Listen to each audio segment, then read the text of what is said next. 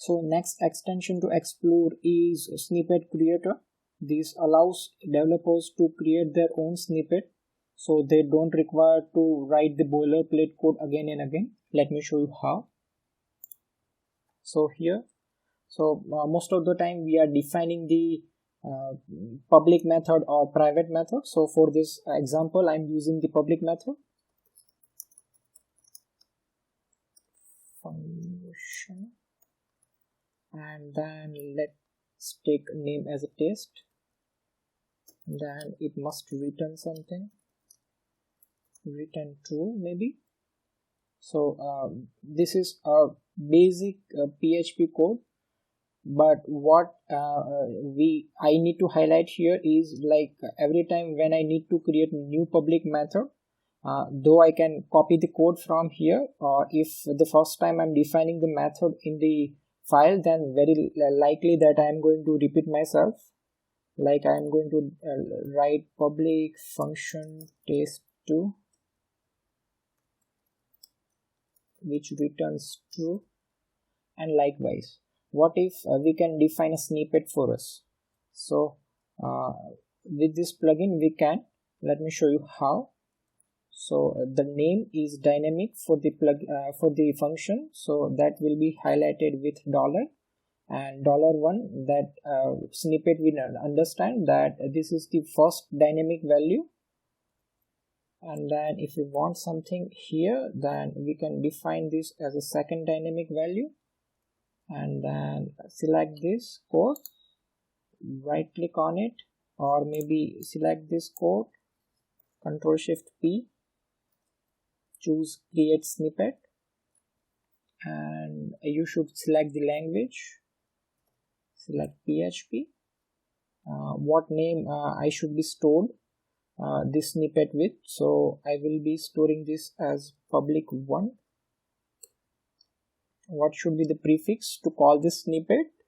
Let's have this same public1. Description, most probably I have this snippet, but still let me just give dummy description. And we have this snippet ready in the VS Code. So next time when I need to create this method, or when I need to create a public method, what I shall do is like write public, and in the intelligence I have the public1. If I select that, we have a boilerplate code available. $1 was our first expected dynamic value, that's why the cursor is there, test2, and then when you tab, it will go to a next dynamic value. In our case, it is a logic of the function that we are going to write. Now if you want to see the snippets that you have created so far, so for that again type Ctrl Shift P and select preferences, configure user snippet, and we have just written something in the php.json PHP snippet, so it has created php.json file. Open that up. You see I have created quite a few snippets for myself, but the last one that I have created has been added at the end of the file, which is duplicate of this one. So maybe I can get rid of this, or you can write your own snippet here, but it is very less likely that you are going to follow all the like syntax that VS Code expects.